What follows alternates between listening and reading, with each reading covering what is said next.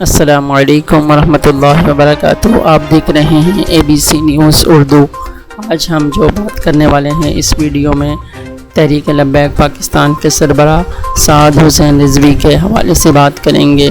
پنجاب حکومت نے سعد رضوی کا رہائی کا فیصلہ سپریم کورٹ میں چیلنج کر دیا۔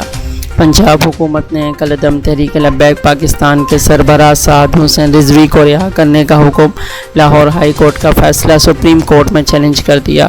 پنجاب حکومت نے سپریم کورٹ میں دائر درخواست میں مؤقف اختیار کیا کہ سعد رضوی کی نظر بندی ختم کرنے اور انہیں رہا کرنے کے حکم قانونی تقاضے پورے نہیں کیے گئے۔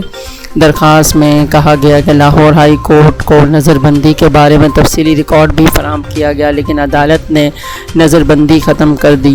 درخواست میں استدعا کی گئی ہے کہ سعد رضوی کی نظر بندی ختم کرنے اور انہیں رہا کرنے کا فیصلہ کالعدم قرار دیا جائے۔ Thank you for watching and please subscribe to my YouTube channel.